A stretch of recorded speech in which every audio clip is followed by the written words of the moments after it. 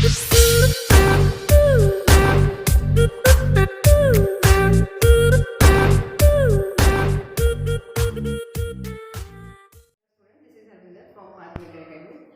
To my YouTube channel. आज हम discuss करेंगे जो सेशन है हमारा इंग्लिश के सेशन में, जो टॉपिक लिया है मैंने लिया है सब्जेक्ट एंड वर्ब एग्रीमेंट। आप देख भी पा रहे होंगे कि बोर्ड पे लिखा हुआ है मैंने क्या टॉपिक है आपका सब्जेक्ट वर्ब एग्रीमेंट। सभी स्टूडेंट अवेयर है सब आपका सब्जेक्ट से भी और वर्ब से भी। वर्ब की तो ऑलरेडी हमारी इतनी सारी वीडियोस डाल दी है मैंने, अपलोडेड है आप हम लोगों के चैनल पे। अगर स्टूडेंट्स आप लोगों ने हमारा चैनल सब्सक्राइब नहीं किया है तो पहले सब्सक्राइब कर ले ताकि आप लोगों को नोटिफिकेशंस डे टू डे मिलता रहे। और अब फिर उसके बाद आप क्या करें, सेकंड काम करें वर्ब को समझना, यानी कि वर्ब्स की जितनी भी वीडियोस पढ़े आप उसको सिस्टमेटिक वे में देखें ताकि आप उसको इजीली समझ पाएं कि वर्ब क्या होता है। ठीक है ना। अब टाइम नहीं ज़्यादा लेते हुए हम डिस्कस करेंगे सब्जेक्ट वर्ब एग्रीमेंट। जैसे बच्चे आप देख रहे हैं कि देखिए, अगर मैं टॉपिक का नाम रिपीट कर रही हूँ दोबारा कि आपने यहाँ पे लिखा है subject and verb agreement. Agreement यानी कि आप मुझे बताइए सब्जेक्ट क्या होता है। अगर हम सब्जेक्ट की बात करें, सब्जेक्ट क्या होगा, यानी कि कर्ता। ठीक है ना। सब्जेक्ट कौन कौन से हो सकते हैं, या तो नाउन या प्रनाउन। सभी को स्टूडेंट्स को मालूम भी है, प्रनाउन में ऑलरेडी हम प्रनाउन करा चुके हैं, नाउन भी आपका करा चुके हैं, तो नाउन से भी स्टूडेंट्स अवेयर है और इससे भी वेल नोन है प्रनाउन से भी। तो सब्जेक्ट क्या कैरी करता है, या तो यानी कि अगर पार्ट्स ऑफ स्पीच की बात करें तो पार्ट्स ऑफ स्पीच में सब्जेक्ट क्या डिफाइन करता है, नाउन को और प्रनाउन को। क्लियर है इतनी बात। अब यहाँ पे हम बात करते हैं वर्ब की। वर्ब क्या है बच्चे, आपका एक्शन होता है। अगर आपको ध्यान हो तो वर्ब की डेफिनेशन हमने आपको क्लियर कराया था। क्या डिफाइन करता है वर्ब, आपका एक्शन या स्टेट या पोजीशन। ठीक है। लेकिन हम यहाँ पे अभी वो नहीं पढ़ रहे हैं कि वर्ब और नाउन नहीं पढ़ रहे हैं, हम पढ़ रहे हैं सब्जेक्ट वर्ब का एग्रीमेंट। अब यहाँ पे अगर हम एग्रीमेंट की बात करें तो एग्रीमेंट को आप हिंदी में ऐसा बोल सकते हैं कि तालमेल। ठीक है ना। कैसा तालमेल। अब मैं यहाँ से बात करती हूँ, यहाँ पे सब्जेक्ट को तो हमने बोला, कहते हैं कि क्या है सब्जेक्ट आपका करता है, यानी कि डूअर है। ठीक है। जो डूअर क्या होगा, या तो नाउन होगा या प्रनाउन होगा। सेम उसी तरीके से हम वर्ब की बात कर रहे हैं बच्चे। वर्ब को आपको बुक में सिंटैक्स में मिल जाएगा, यानी कि इसको सिंटैक्स भी कहते हैं और कॉनकॉर्ड भी कहते हैं। ठीक है। कॉनकॉर्ड भी बोलते हैं और सिंटैक्स भी बोलते हैं। अब सब्जेक्ट और वर्ब के अंदर आप देखो, इस पे जो नेम से बात हो रही है, यानी कि सब्जेक्ट वर्ब के अंदर एक एग्रीमेंट हुआ, यानी कि उनके बीच में तालमेल हुआ। एग्रीमेंट तो सभी स्टूडेंट जानते हैं कि एग्रीमेंट क्या होता है, यानी कि एक दूसरे के साथ एडजस्टमेंट करना। एडजस्टमेंट कब होगा, जब वो सब्जेक्ट वर्ब की बात मानेगा तब, या वर्ब सब्जेक्ट की बात मानेगा तभी तो आपके बीच में एग्रीमेंट होगा। सेम वही चीज जैसे हम कहते हैं कि हमारा किसी अदर पर्सन के साथ एग्रीमेंट होता है तो मुझे उसकी टर्म्स और कंडीशंस माननी पड़ेगी और उस अदर पर्सन को भी मेरी टर्म्स और कंडीशंस को फॉलो करना पड़ेगा। सेम वही चीज यहाँ पे बात कर रहे हैं, हम सब्जेक्ट और वर्ब की बात कर रहे हैं। सब्जेक्ट बच्चे क्या है आपका डूअर, यानी कि नाउन या प्रनाउन हो सकता है। पार्ट्स ऑफ स्पीच की बात करें या तो नाउन या प्रनाउन। वर्ब को हम सिंटैक्स भी बोल सकते हैं, अदर नेम्स को कॉनकॉर्ड भी मिलेगा आपको बुक में। और एग्रीमेंट को हम बोलते हैं आपका तालमेल। सब्जेक्ट और वर्ब के बीच में एग्रीमेंट हुआ। क्या एग्रीमेंट हुआ, आप ऐसे समझिए कि अगर मैं आपसे कहती हूँ कि तो आपका जो एग्रीमेंट था उसने क्या करा, पहली कंडीशन उसने ये बोला कि अगर आपके सेंटेंस में जितने सब्जेक्ट्स हैं उतनी ही वर्ब आएगी। ठीक है ना। एज एग्जाम्पल, अगर एक सेंटेंस के अंदर एक सब्जेक्ट है तो एक वर्ब आपको आएगा, और अगर एक सेंटेंस में दो सब्जेक्ट है तो दो वर्ब आएगी। क्यों आएगी, क्योंकि आपको पता है हमेशा जब भी हम सेंटेंस की बात करते हैं, प्रॉपर सेंटेंस का जो वे होता है, यानी कि स्ट्रक्चर जो होता है वो क्या होता है, subject plus verb plus object. ठीक है ना। ये अगर सब्जेक्ट आया है तो वर्ब भी आएगा, वर्ब आया है तो सब्जेक्ट भी आएगा। यानी कि हर सब्जेक्ट के लिए वर्ब का होना मैंडेटरी है और हर वर्ब के लिए सब्जेक्ट का होना मैंडेटरी है। ठीक है ना। ऑब्जेक्ट कंपलसरी नहीं होता, अगर ऑब्जेक्ट नहीं है तो वो सेंटेंस नहीं है, वो फिर क्या होता है, कॉल्स होती है। ठीक है। जिस सेंटेंस में सब्जेक्ट वर्ब एंड ऑब्जेक्ट आ रहा है वो प्रॉपर एक सेंटेंस है, और सब्जेक्ट आ रहा है तो वर्ब भी आएगा, वर्ब आएगा तो आपका सब्जेक्ट भी आएगा। इतनी बात समझ में आती है। तो फर्स्ट टर्म और कंडीशन जो फॉलो हुई वो ये है कि एक सेंटेंस में अगर एक सब्जेक्ट है, एक डूअर है तो एक वर्ब, और अगर सेंटेंस में दो सब्जेक्ट के दो डूअर है दो वर्ब। बिना सब्जेक्ट के वर्ब अधूरी है, बिना वर्ब के सब्जेक्ट अधूरा है, यानी कि सब्जेक्ट के लिए वर्ब का होना मैंडेटरी है और वर्ब के लिए सब्जेक्ट का होना मैंडेटरी है। क्लियर है इतनी बात। दूसरा एग्रीमेंट में से क्या हुआ कि आप ये देखिए, जैसे कि अगर हम बात करते हैं, अगर आपको मालूम है हम पढ़ चुके हैं, नाउन में भी पढ़ चुके हैं, प्रनाउन में भी पढ़ चुके हैं। जैसे मैं आपसे बात कर रही हूँ, सब्जेक्ट क्या होता है, या तो नाउन होता है या प्रनाउन होता है, और हम सब्जेक्ट में सिंगुलर या प्लूरल की बात भी करते हैं। तो सब्जेक्ट आपके पास बच्चे सिंगुलर फॉर्म में भी हो सकता है और प्लूरल फॉर्म में भी हो सकता है, ठीक है। एज ए एग्जाम्पल मैं बात करती हूँ किसी अदर, मान लीजिए मैंने किसी कैंडिडेट का नाम लिया राम, तो इट मीन्स वो क्या है आपका सिंगुलर, ठीक है ना, क्या है आपका सिंगुलर, ठीक है ना। अगर हम फॉर्म की बात करें तो कैसा नाउन है, वो सिंगुलर नाउन है, ठीक है ना। पर्सन की बात करें तो पर्सन तो थर्ड है, लेकिन यहाँ पे तो हम बात कर रहे हैं नाउन की फॉर्म की, यानी कि सब्जेक्ट आपके पास कैसी फॉर्म में हो सकता है, या तो सिंगुलर फॉर्म में हो सकता है या प्लूरल फॉर्म में हो सकता है। जैसे ही, शी, इट, पर्टिकुलर किसी का नेम, ये सब सिंगुलर फॉर्म में आते हैं जो सब्जेक्ट्स आते हैं, ठीक है ना। आपका वी, यू, दे, ये सारे आपके प्लूरल फॉर्म में आते हैं। क्लियर है इतनी बात। अब अगर सब्जेक्ट आपका सिंगुलर है, ठीक है, तो इसके साथ जो वर्ब आएगी वो भी आपकी सिंगुलर आएगी, ठीक है। और अगर आपका सब्जेक्ट आपका प्लूरल है तो उसके साथ जो वर्ब आएगा वो भी आपका प्लूरल आएगा। क्लियर है इतनी बात। एज अ एग्जाम्पल मैं अगर आपसे कहती हूँ दे सिंग, ठीक है, हमने यहाँ पे लिखा, और दूसरा एग्जाम्पल मैं आपको समझाती हूँ, मैंने लिखा दे स्विम। अब आप मुझे बताइए कौन सा सेंटेंस अगर हम बात करें तो क्या सही है। आप देखो यहाँ पे हमें पता है ये क्या है, आपके पास सब्जेक्ट है जो कैसा है, प्लूरल है। अगर ये प्लूरल है तो बच्चे ये अपने साथ जो वर्ब लेगी वो भी तो प्लूरल लेगा, ठीक है ना। क्लियर है इतनी बात। तो यानी कि यहाँ पे जो वर्ब आई है ये प्लूरल फॉर्म में है और ये ठीक है। वर्ब की ऑलरेडी फॉर्म्स मैं आपको बता चुकी हूँ कि V1, V2, V3, V4 and V5। Clear है इतनी बात। अब यहाँ पे हम बात करते हैं कि अगर यहाँ पे आपके पास सब्जेक्ट ऐसा है, प्लूरल फॉर्म में है, तो ये वर्ब कैसे आ रही है आपके पास, सिंगुलर फॉर्म में आनी चाहिए या प्लूरल में आनी चाहिए। तो ये जो आपकी आई है वो सिंगुलर फॉर्म में आई है। क्लियर है इतनी बात। हमें क्या करना है, यहाँ पे प्लूरल फॉर्म का यूज करना है। तो इस सेंटेंस में ये एरर है, ठीक है ना। तो सेंटेंस क्या, मैंने कहने का मतलब क्या हुआ, मेनली क्या कंक्लूजन निकाला हमने कि अगर आपका जो सब्जेक्ट अगर प्लूरल फॉर्म में है तो वर्ब भी हमेशा कैसा लेगा, सिंगुलर आपका प्लूरल फॉर्म में लेगा। और हमने यहाँ पे वर्ब कैसे लगा दी, सिंगुलर। अगर हम इस सेंटेंस में ऐसे कहते, मैं आपसे कहती ही स्विम्स, तो सही है, ठीक है ना। अगर हम ये कहते हैं तब, क्योंकि क्यों सही है, क्योंकि हमें पता है कि आपके पास जो वर्ब आ रहा है वो कैसा है, सिंगुलर फॉर्म में। अगर हम यहाँ पे लिख देते हैं, मान लीजिए मैं लिख देती हूँ आपका राम। अब राम कैसा है, सिंगुलर है, ठीक है ना। तो ये क्या लेगा, सिंगुलर। आपने हमेशा मतलब वर्ब भी कैसे लेगा, सिंगुलर लेगा। तो क्लियर हुआ। अगर सब्जेक्ट आपका सिंगुलर फॉर्म में है तो वर्ब सिंगुलर होगा, वर्ब आपका सब्जेक्ट प्लूरल फॉर्म में है तो वर्ब भी प्लूरल होगा। क्लियर है इतनी बात, ठीक है ना। तो यहाँ पे ये सिंगुलर फॉर्म में था तो इसने क्या लिया, वर्ब आपके पास जो वर्ब भी है वो भी कैसे आ गया आपके पास, सिंगुलर फॉर्म में। क्लियर है इतनी बात। एक और चीज समझते हैं बच्चे, इसके साथ साथ एक और या ऐसा एग्रीमेंट भी समझिए। ये तो जनरली ओवरव्यू है, एग्रीमेंट ये भी है कि अगर मान लीजिए कई बार ऐसा होता है किसी सेंटेंस में हम ये सोचते हैं कहते कि अभी मैंने जैसे बोला आपसे कि एक सब्जेक्ट है तो एक ही वर्ब लेगा, ठीक है ना। अगर दो सब्जेक्ट है तो दो वर्ब लेगा, ठीक है। तीन सब्जेक्ट है तो तीन वर्ब लेगा, यानी कि जितने डूअर है उतने वर्ब होगा। एज ए एग्जाम्पल मैं ऐसे समझाती हूँ। एग्जाम्पल और ले लेते हैं। मैंने लिखा सी ए लॉयन She jumped। अब आप मुझे बताइए, मैं एक सेंटेंस ये लिखा है, इस सेंटेंस से आप ऐसा भी समझते हैं, अगर आप देखिए बच्चे, तो अगर मैं बात करती हूँ वर्ब की, ठीक है ना, तो आप देख पा रहे हैं एक वर्ब तो मेरे पास ये हो गया, जिसे मैं वर्ब नंबर 1 कह देती हूँ, और एक मेरे पास ये वर्ब नंबर 2 हो गया। और अभी मैंने बोला था कि अगर आपके पास एक सब्जेक्ट है, एक डूअर है, तो एक ही वर्ब आएगा, तो उसके अकॉर्डिंग तो ये सेंटेंस मेरा रॉन्ग हो गया, ठीक है ना। कैसे रॉन्ग हो गया, क्योंकि आप मैं बताऊं, यहाँ पे मेरे पास सब्जेक्ट तो यानी कि जो मेरा डूअर है वो तो सिंगल है, यानी कि और वर्ब आ गई दो, तो इसका मतलब सेंटेंस रॉन्ग है। लेकिन नहीं, सेंटेंस रॉन्ग नहीं है, मेरा सेंटेंस सही है। कैसे सही है, आप देखिए यहाँ पे seeing a lion she jumped, यहाँ पे जो ये आपका जो सब्जेक्ट है वो जो एक है, एक पर्सन तीन काम नहीं कर सकता है क्या, कर सकता है ना।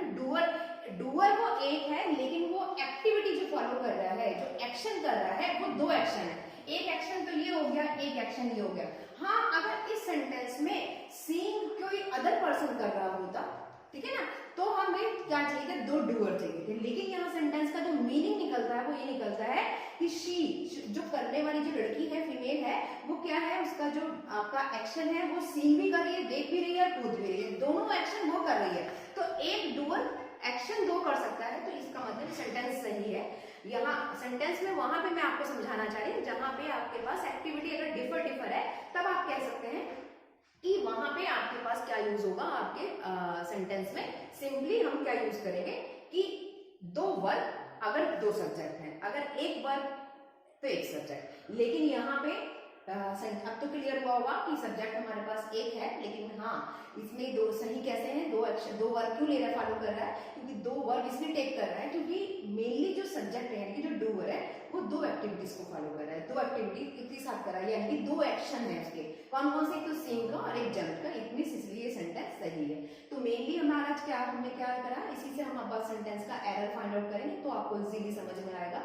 तो मैंने अभी आपको सिंपल 2 या 3 एग्जांपल लेके इजी एग्जांपल लेके समझाया कि सब्जेक्ट और वर्ब एग्रीमेंट होता क्या है, कि मेनली क्या है, कैसा एग्रीमेंट है उनका बीच में, वर्ब का और सब्जेक्ट का एग्रीमेंट है, यानी कि सिंटैक्स और कॉनकॉर्ड का एग्रीमेंट हुआ, किस किस टर्म्स और कंडीशंस पे हुआ।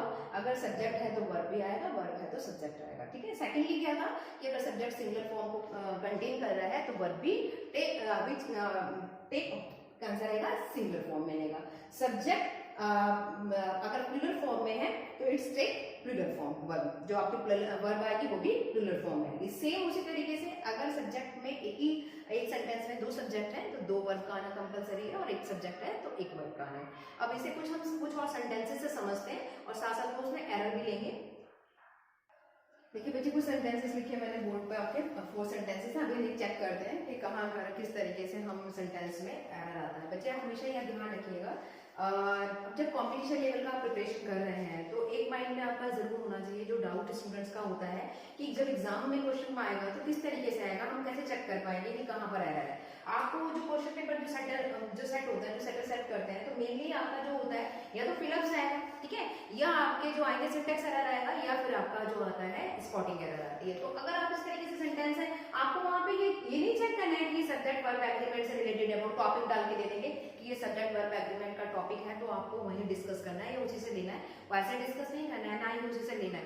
आपको बस तो सिंपल सेंटेंस लिखा हुआ आएगा, आप अपने आप देखिए, ठीक है ना। लेकिन ये कब होगा, जिस समय आप सारा जो कंसेप्ट है वो प्रॉपर बिल्ड होगा, ठीक है ना। तो हमें क्या करना है, हमें टॉपिक से लेके कुछ नहीं करना है, ना उस टॉपिक से रिलेटेड कुछ डाउट्स आपको अगर हैं तो बात अलग है, अदरवाइज नहीं तो हम क्वेश्चंस में जब एरर देखेंगे तो हम एरर से ही समझेंगे कि किस तरह की एरर है, ठीक है ना। अब जैसे सेंटेंस नंबर 1 पे आते हैं, इसमें लिखा हुआ है the call of the seas, A part में एरर है हैव ऑलवेज, या बी पार्ट में फाउंड एन इको इन में, या सी पार्ट या ई या डी में, ठीक है ना। नॉट एनी का मतलब है यहाँ पे नॉट एरर। अब देखिए जब फर्स्ट सेंटेंस का हम बात करते हैं तो फर्स्ट सेंटेंस में आपको खुद ही पता चल रहा होगा द कॉल ऑफ द सी, यहाँ पे जो सब्जेक्ट है हमेशा वर्ब किसके अकॉर्डिंग लगता है, किसके अकॉर्डिंग लगता है, सब्जेक्ट के अकॉर्डिंग लगता है। स्टूडेंट्स के माइंड में होगा कि क्या ये सब्जेक्ट है, सब्जेक्ट बच्चे ये नहीं है, सब्जेक्ट है हमारे पास ये, ठीक है ना। अगर ये सब्जेक्ट हमारा कैसा है, सिंगुलर फॉर्म में है, तो ये हमेशा अपने साथ वर्ब भी कैसे लेगी, सिंगुलर फॉर्म में लेगी, और आपने क्या लगाया हुआ है और यहाँ पे क्या यूज हो जाएगा आपका हैज। तो कौन से पार्ट में एरर हो गया आपके पास, बी पार्ट में एरर हो गया। सेंटेंस नंबर 2 में आइए, Gulliver's travels are the most fascinating story that I have ever read। अब देखिए यहाँ पे सबसे पहली बात हम चेक करना स्टार्ट करते हैं। अगर गुलिवर ट्रेवल्स की बात करूँ, the most fascinating story that I have ever read की बात हो रही है बच्चे। तो यहाँ पे जो गुलिवर ट्रैवल है, आपको मैंने अभी थोड़ी देर पहले बताया कि किसी का अगर नेम होता है तो वो कैसा होता है, सिंगुलर पर्सन में होता है, यानी कि सिंगुलर फॉर्म में होता है, सिंगुलर में कंसिडर किया जाता है। उसकी जो फॉर्म होती है वो कैसे सिंगुलर, जैसे राम की मैं बात कर रहा था, एग्जाम्पल दिया था, तो सिंगुलर फॉर्म में मालूम नहीं है सभी स्टूडेंट्स को। अब गुलिवर जो है ट्रेवल्स जो है ये कैसा है, सिंगुलर फॉर्म में है। तो जब सिंगुलर फॉर्म में है तो इसने आर कैसे ले लिया, क्या आना चाहिए था, एस। तो कौन से पार्ट में एरर हो गया, ए पार्ट में एरर हो गया, ठीक है ना। सेंटेंस नंबर 3 में आइए, industry expert points out that there is an urgent need to overhaul the patent filing and generation process. अब कौन से वाले एरर अगर हम बात करते हैं, सबसे पहले मैं चेक करना स्टार्ट करती हूँ कि कौन से वाले पार्ट में एरर हुआ। सब इंडस्ट्री अगर मान लीजिए मैं बात कर रही हूँ, कहती है कि सब्जेक्ट, तो सब्जेक्ट कौन सा होगा, इंडस्ट्री एक्सपर्ट्स पॉइंट्स, ठीक है ना, आउट दैट देयर इज अब देखिए यहाँ पे अगर हम बात कर रहे हैं किसकी, आपके सब्जेक्ट की, तो सब्जेक्ट कैसा हो गया, सिंगुलर फॉर्म में हो गया। अब आप सिंगुलर फॉर्म में आ रहा है तो ये पॉइंट्स कैसे आ जाएगा, ठीक है ना, तो यहाँ पे क्या आ जाएगा आपके पास पॉइंट। क्लियर है इतनी बात। आपको मालूम है कहते कि जो हमारी वर्ब आ रही है वो कैसी आ रही है, जो इंडस्ट्री एक्सपर्ट नहीं है, एक्सपर्ट्स हैं, ठीक है ना, इंडस्ट्री एक्सपर्ट्स, यानी कि जो सब्जेक्ट है, सब्जेक्ट कौन सा बच्चे, ये सब्जेक्ट है मेरे पास। सब्जेक्ट क्या है, यहाँ पे सब्जेक्ट ये है, और अगर मैं वर्ब की बात करूं तो मेरे पास ये वर्ब है और ये मेरे पास सब्जेक्ट है, और सब्जेक्ट कैसा है हमारे पास प्लूरल फॉर्म में है। तो अभी हमने ये बोला कि अगर आपके पास सब्जेक्ट प्लूरल फॉर्म में होता है, यानी कि ये प्लूरल फॉर्म में है, तो जब प्लूरल होता है तो वर्ब भी कैसे आती है, प्लूरल आती है। तो यहाँ पे एस नहीं आएगा क्योंकि सिंगल फॉर्म के लिए, तो खाली क्या हो जाएगा, पॉइंट हो जाएगा, एस नहीं आएगा, ये एरर कौन सा, तो एरर कौन से पार्ट में होगी, इस वाले पार्ट में एरर हो गया, ठीक है ना। नेक्स्ट आ जाइए फोर्थ वाले में, every boy and every girl were given a packet of sweets. अब देखिए यहाँ पे लिखा है every boy and every girl. Every boy बच्चे आपको मैंने ये प्रोनाउन में ऑलरेडी पहले से ही एक्सप्लेन भी किया हुआ है, बताया है आपको कि प्रोनाउन का चैप्टर में कि एवरी हुआ, ईच हुआ, ये सारे, या एवरीबडी, ठीक है ना, एवरीबडी हुआ, नोबडी हुआ, सम आपका एवरी बॉय हुआ, या एवरी, या ईच, या एवरीबडी, ठीक है ना, या नोबडी, ये सारे के सारे कैसे होते हैं बच्चे आपके सिंगुलर फॉर्म में होते हैं। जब सिंगुलर फॉर्म की बात कर रहे हैं तो जब सिंगुलर फॉर्म हो गया तो ये अपने साथ वर्ब भी तो सिंगुलर लेगा। आप आगे देखिए जरा मूव करिए, यहाँ तो एंड है, कंजंक्शन से जुड़ा हुआ है, ये भी सिंगुलर है, ये भी सिंगुलर फॉर्म में हुआ, तो वर्ब भी तो इसी के अकॉर्डिंग आएगी। तो वर्ब कैसे हो गई, वॉज नहीं आएगा आपके पास, सॉरी वर्ब नहीं आएगा, क्या आएगा आपके पास, वॉज आएगा। तो कहाँ एरर हुआ, आपके बी पार्ट में एरर हुआ, यानी कौन से पार्ट में एरर आया, आपके बी पार्ट में। आगे और सेंटेंस लेते हैं। देखिए बच्चे कुछ सेंटेंसेस लिखे मैंने, 9 सेंटेंसेस लिखे, 5 से स्टार्ट करते हैं। द बैंक में have followed an aggressive monetary tightening policy, फिर उसमें दे रखा है curbing information have not been achieved. अब देखिए जरा एरर की अगर हम बात करते हैं, आपको खुद ही पता चल गया होगा। सब्जेक्ट की अगर मैं बात करती हूँ, सब्जेक्ट से हम रीड करना स्टार्ट करते हैं। अगर देखो बच्चे यहाँ पे सब्जेक्ट कैसा है, ये सब्जेक्ट है आपके पास, सब्जेक्ट कैसी फॉर्म में मिल रहा है, सिंगुलर फॉर्म में मिल रहा है। आप देखो यहाँ पे जो वर्ब लगा हुआ है वो प्लूरल फॉर्म में लगा हुआ है, अब कैसा लगना चाहिए, हैज, यानी कि एरर कौन से पार्ट में आया, ए पार्ट में आया। सेकंड सेंटेंस, सेंटेंस नंबर 6 पे मूव करते हैं। Neither the girl nor her parents was present to receive the award। आपको मालूम है मैंने प्रोनाउन वाले चैप्टर में ऑलरेडी करा चुकी हूँ, neither nor, either और वाला, ठीक है ना। आपको आपसे मैं आप बताइए तो यहाँ पे अगर हम बात कर रहे हैं neither nor और लगा हुआ सेंटेंस में, यानी कि ए पार्ट में, तो ये क्या है आपका कंजंक्शन है। अब आप बताइए, ये भी मैंने उसमें आपको डिस्कस किया था कि नाइदर और जब जो है क्या काम करता है आपका, एज अ कंजंक्शन वर्ब की तरह फॉर्म की तरह बिहेव करता है, कंजंक्शन होता है आपका। और जब भी सेंटेंसेस में आते हैं तो ये हमेशा क्या करता है, अपने बाद वाले सब्जेक्ट के अकॉर्डिंग वर्ब लेता है, ठीक है ना।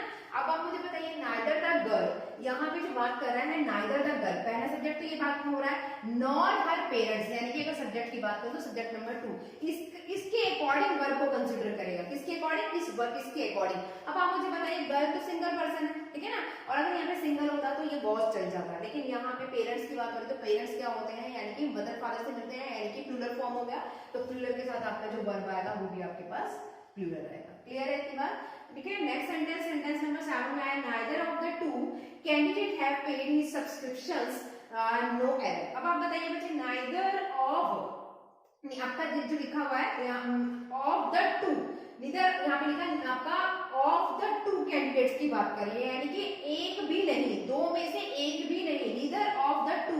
जब neither of the to candidates की बात करें तो इसका क्या मीनिंग निकलना, नीदर ऑफ टू का क्या मतलब होता है कि दो में से एक भी कैंडिडेट वहां पे कैसा था, एक में से एक, मतलब दो में से एक भी कैंडिडेट है पेड सब्सक्रिप्शन, यानी पेड नहीं किया।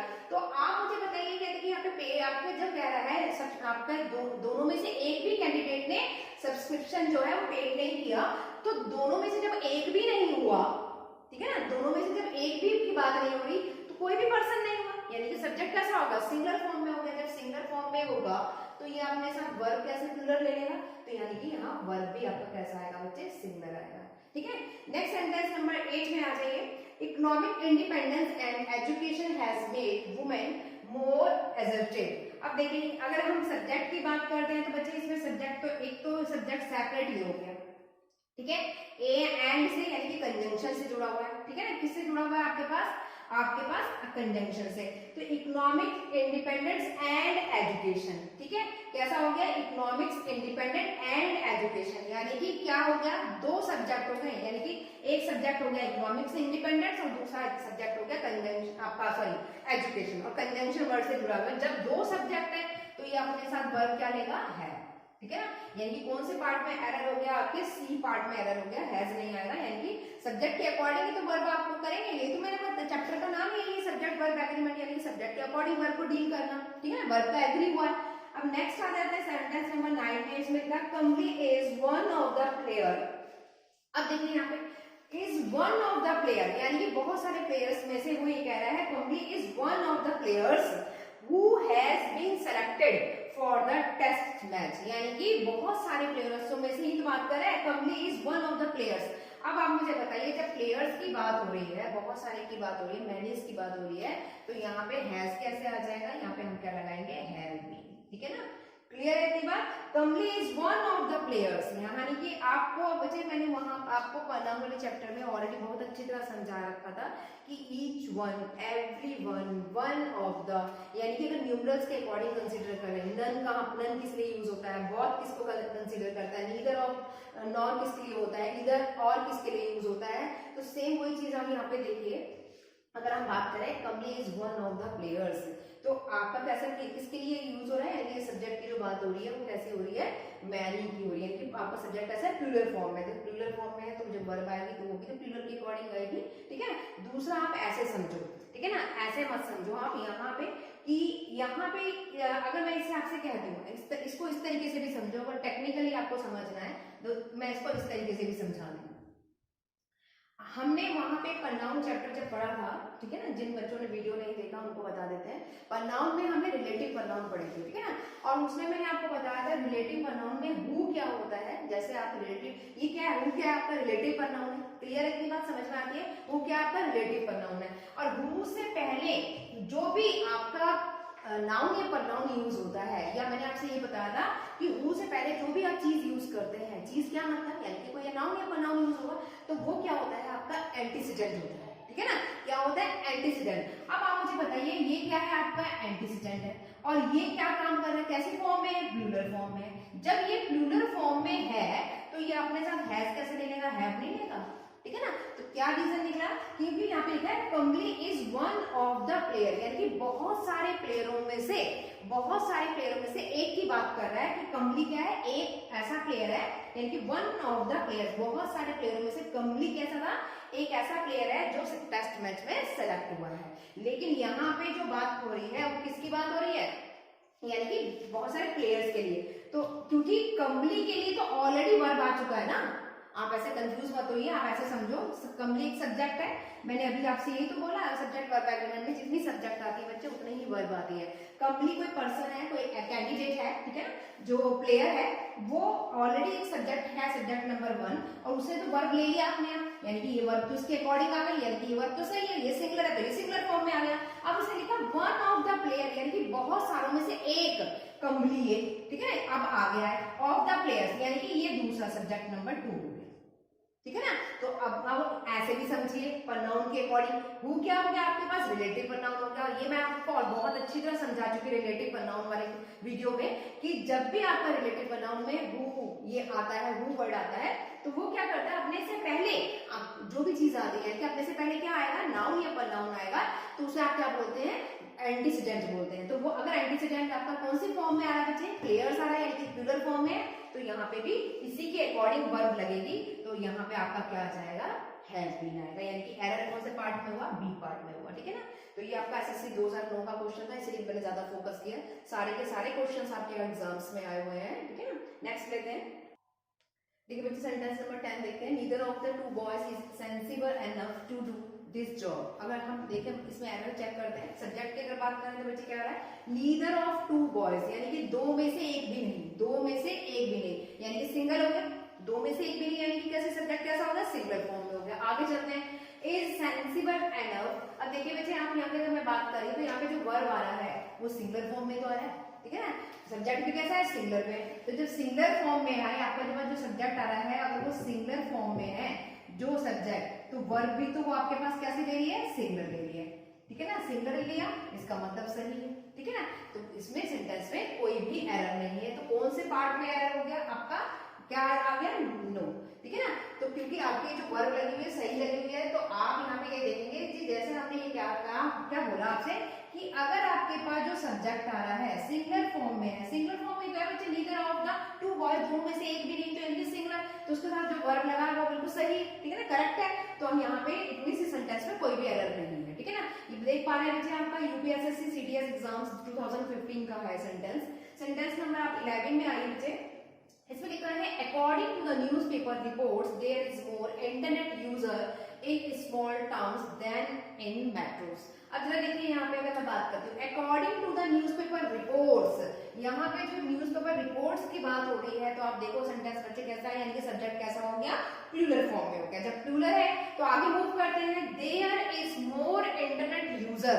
आप वैसे भी देखो, अगर हम यहाँ पे बात करें according to the newspaper reports, यानी कि न्यूज़पेपर रिपोर्ट्स के अकॉर्डिंग अगर बात करते हैं तो देयर इज, ये बच्चे आप देख पा रहे हैं कि यहाँ पे जो देयर वर्ड है इंट्रोडक्टरी है। मैंने आपसे क्या बताया था, दीज, दोज, दैट, दिस, ठीक है ना। तो ये आपके कैसे होते हैं, जब हमने आपको प्रोनाउन कराया था, प्रोनाउन वाले में मैंने आपको बताया था कि आपके पास जो वर्ड आता है, यानी कि जैसे इट क्या है आपका इंट्रोडक्टरी सब्जेक्ट है, इट क्या है इंट्रोडक्टरी सब्जेक्ट है। तो अगर यहाँ पे भी अगर हम बात करें तो देयर आपके पास आप ऐसा कह सकते हैं कि दिस, दैट, दीज, दोज, ये हमने सारे क्या पढ़े थे, डिस्ट्रीब्यूटिव प्रोनाउन में पढ़े थे। सेम वही चीज यहाँ पे बात करें तो देयर यहाँ पे कैसा हो रहा है, इंट्रोडक्टरी की बात हो रहा है। तो there is more internet user, बहुत सारे यूजर्स की बात कर रहा है। यहाँ पे जो देयर यूज हो रहा है यानी कि बहुत सारे यूजर्स को रिप्रेजेंट कर रहा है, इंटरनेट यूजर्स बहुत सारे हैं, मैनी है।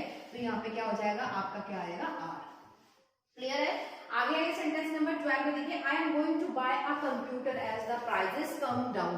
अब देखिए यहाँ पे अगर बात करते हैं आई एम गोइंग, अगर मैं सिंपल बात करती हूँ तो I am going to buy, अगर हमने यहाँ बात करी तो मेरे पास सब्जेक्ट मिल गया, सब्जेक्ट के साथ हमारे पास वर्ब आ गया, सही है, यानी कि हेल्पिंग वर्ब हो गई, ये मेरे पास क्या लगी, हेल्पिंग वर्ब हो गया, और ये मेरे पास हो गया मेन वर्ब, ठीक है।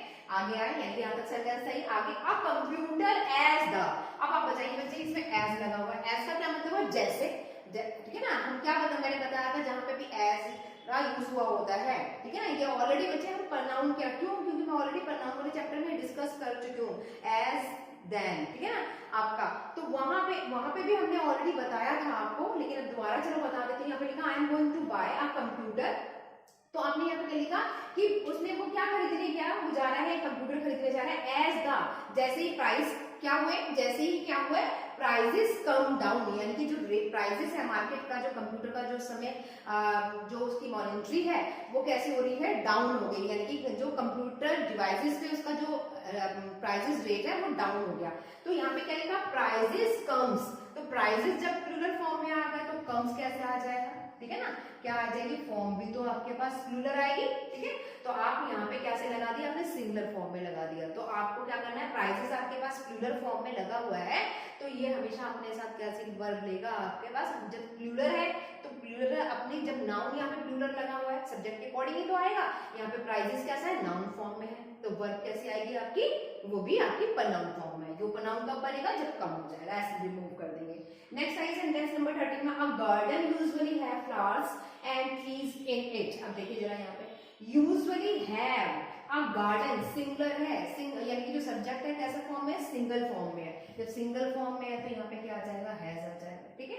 सेंटेंस नंबर 14 में आइए, daily prayer and meditations, daily prayer and meditations is the keys to a peaceful. अब देखिए आपको खुद भी पता चल गया होगा, और वैसे भी हम बात कर रहे हैं प्रेयर, डेली हमें क्या करना चाहिए, प्रेयर एंड मेडिटेशंस, यानी कि दो, प्रेयर भी एंड मेडिटेशंस, यानी कि कंजक्शंस वर्ड से जुड़ा हुआ है, दो नाउन आपके पास हो गया, प्रेयर भी हो गया, मेडिटेशंस भी हो गया। जो एक्टिविटी होगी दो हो गई, कौन कौन सी, प्रेयर एंड मेडिटेशंस। और यहाँ पे क्या आपके पास आ रहा है, कीज, ठीक है ना। कैसे फॉर्म हो गया, प्लूरल फॉर्म में है, तो प्लूरल फॉर्म में है तो यहाँ पे सिंगल कीज कैसे आ जाएगा, आप यूज करेंगे आर। क्लियर, आपका बच्चे आईबीपीएस एग्जाम्स में आया हुआ है, ठीक है। सेंटेंस नंबर आज के क्लास का लेते हैं जो 15 है, he committed suicide twice before he died and left the members of his family crying। अब देखिए बच्चे सेंटेंस में यहाँ पे आप देखो सेंटेंस जो सेंटेंस नंबर 15 है टीजीटी 2010 का है। पहले इस सेंटेंस को मैं समझाती हूँ। यहाँ एक वर्ड यानी कि अगर मैं सब्जेक्ट की बात करूँ बच्चे तो आप देख पा रहे हैं कहते कि एक सब्जेक्ट तो मेरे पास ही लगा हुआ है, ठीक है ना। जो सब्जेक्ट है वो कैसा है, ही, ठीक है ना। अब आप बताओ यहाँ पे जो सब्जेक्ट अगर हम बात कर रहे हैं सब्जेक्ट की तो सिंगल फॉर्म में है तो वर्ब भी सिंगल फॉर्म में होगा। वो बात है वो अलग है कि पास्ट की बात हो रही है तो पास्ट में हमने कर दिया। सेंटेंस अगर पास्ट में तो कोई प्रॉब्लम नहीं है, वर्ब की बात हो रही है। चाहे सेंटेंस आपका प्रेजेंट में है तो वर्ब भी प्रेजेंट की होगी, अगर सेंटेंस आपका पास्ट की बात हो रही है यानी कि यहाँ पे सेंटेंस पास्ट में इसलिए सेकंड फॉर्म लगा है, ठीक है ना। अगर लेकिन हम सब्जेक्ट पढ़ रहे हैं, सब्जेक्ट वर्ब एग्रीमेंट का मतलब ये नहीं कहते कि सब्जेक्ट आपका सिंगुलर में है तो प्रेजेंट में है तो आप वर्ब आप पास्ट में लगा दो, यानी कि उसका उस सब्जेक्ट से कोई लेना देना नहीं है। मतलब आपकी टेंस जो वर्ब है वो आपके टेंस के अकॉर्डिंग वर्क करती है। जो टेंस यहाँ पे सेंटेंस का जो टेंस निकल रहा है वो पास्ट में है तो इसलिए इसने सेकंड फॉर्म लगाया। लेकिन मेनली पर्पस ये नहीं है। अब हमारा मेनली जो सब्जेक्ट इसमें एरर आ रहा है वो यहाँ एरर है, मैं बताती हूँ क्यों, ठीक है ना। आप सोच रहे हो कि यहाँ पे जो कमिट एरर आ रहा है, कमिटेड नहीं आना चाहिए था, कमिट आना चाहिए था। क्यों नहीं, क्यों आप देखो क्यों लगा दूं, आप यहाँ पे कमिटेड क्यों कर दूंगी, कमिट क्यों करूंगी यानी कि प्रेजेंट में क्यों दूंगी। आगे भी तो सेंटेंस देखो, आगे भी तो सेंटेंस हमारे पास कैसा यूज हो रहा है, सेकंड फॉर्म में हो रहा है, पास्ट में यूज हो रहा है, यानी कि वर्ब की फॉर्म तो सही है लेकिन कमिट नहीं आएगा, यानी कि कमिटेड भी नहीं आएगा, कमिट भी नहीं आएगा, ठीक है ना। अगर सेंटेंस प्रेजेंट में होता तो भी मैं कमिट नहीं लगाती। क्यों नहीं लगाती, सेंटेंस का मीनिंग देखो, इसमें लिखा है ही कमिटेड सुसाइड ट्वाइस। वो ऑलरेडी क्या कर चुका है, 2 बार आत्महत्या का प्लान कर चुका है लेकिन फिर भी बच गया। Before he died and left the member of his family crying. Commit word बच्चे जब वहां आता है, जब कोई पर्सन सुसाइड करता है और सुसाइड करने के बाद बच जाए, ठीक है, सुसाइड करने के बाद बच जाए तो कमिट वर्ड नहीं आता, तब आता है अटैक, ठीक है। कौन सा वर्ड आता है, अटैम्प आता है। जब सुसाइड करने के बाद अगर आपको कोई पर्सन जो ठीक है अगर बच जाए सुसाइड करने के बाद तो हम यूज करते हैं अटैम्प्ट वर्ड। अगर सेंटेंस पास्ट में है तो यहाँ पे आप यूज करेंगे अटैम्प्ट। क्या यूज करेंगे, सेंटेंस पास्ट यानी सेकंड फॉर्म यूज हो रही है, पास्ट की सेकंड फॉर्म यूज हो रही है तो यहाँ पे आना चाहिए था अटैम्प्ट, तब सेंटेंस सही था। तो सेंटेंस में जो एरर की बात करें तो कौन से पार्ट में एरर हुआ, ए पार्ट में एरर हुआ। क्यों एरर हुआ, क्योंकि यहाँ पे वर्ड लगा दिया था कमिटेड। तो आप ये मत समझिए कि यहाँ पे सेकंड फॉर्म की वजह से एरर है, ठीक है ना। सेकंड फॉर्म नहीं, क्योंकि सेंटेंस ऑलरेडी आगे भी जो है यूज हुआ है तो सेकंड में ही बात हो रही है, पास्ट की ही बात हो रही है। लेकिन यहाँ पे कमिटेड वर्ड नहीं आना चाहिए था, अटैम्प्ट आना चाहिए था, यानी कि अटैम्प्ट अगर सेकंड फॉर्म की बात करें अटैम्प्टेड आना चाहिए था। क्यों, क्योंकि अटैम्प्ट का जो मीनिंग होता है वो ये होता है कि सुसाइड करने के बाद अगर बच नहीं जाए, ठीक है ना, अगर सुसाइड करने के बाद अगर कोई बच जाए तो इसमें लिखा है ही कमिटेड सुसाइड ट्वाइस, 2 बार कर चुका है बिफोर ही डेड, यानी कि मरने से पहले, इसका मतलब बच गया। अब जब बच गया तभी तो 2 बार सुसाइड कर चुका है, तो अगर बच जाए कोई पर्सन तो कमिट नहीं आता, वहां अटैम्प्ट आता है, ठीक है ना। क्लियर है इतनी बात। तो आज की क्लास में मैंने बच्चे आपके सब्जेक्ट एंड वर्ब एग्रीमेंट से लेकर मैंने 15 सेंटेंसेस कराए, इसी वजह से कराए ताकि आप सब्जेक्ट और वर्ब को पहचानें कि कैसे सब्जेक्ट और वर्ब का एग्रीमेंट है और कैसे सब्जेक्ट वर्ब के अकॉर्डिंग डील होती है, और ठीक है ना। और एक चीज में और फोकस अब करा दूं मैं आपको, जितने भी सेंटेंस कराए, कई बार एग्जाम में ऐसा होता है अगर नहीं भी स्टूडेंट ये सोचे कि वर्ब के अकॉर्डिंग हम सब्जेक्ट को चेंज कर दें, ठीक है ना। जैसे मान लीजिए मैं आपसे कह रही हूँ कि अब हम यहाँ पे आप ये सोचें कि जैसे इसी को लेके चलते हैं, ठीक है ना। हम आपसे ये कहें कि यहाँ पे अगर आपके सेंटेंस में एरर होती, ठीक है, जैसे मैंने लिखा कि यहाँ पे दे, ठीक, और मैं आपसे कहती हूँ दे आर लिखा है तो सही।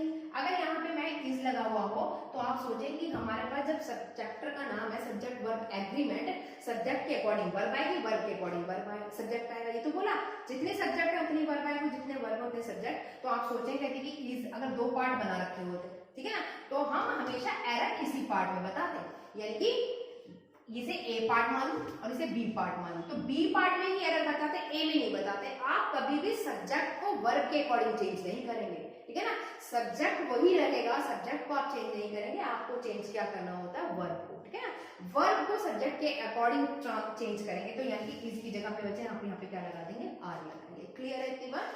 तो मेनली हमें जितने सेंटेंस करें आई होप कि आपको समझ में आया होगा। फिर भी अगर किसी सेंटेंस से लेकर आपको डाउट है तो आप अपने कमेंट सेक्शन में जाके अपने डाउट्स को हमसे क्लियर कर सकते हैं, ठीक है। तो पूरी कोशिश करेंगे कि आपके डाउट्स को हम क्लियर कर पाए। और अगर आपको मेरी वीडियोस अच्छी लग रही हैं तो ज़्यादा से ज़्यादा अपने फ्रेंड्स में, अपने फैमिली ग्रुप्स में उनको शेयर करें। Thank you so much. Thanks watching this video. Please like and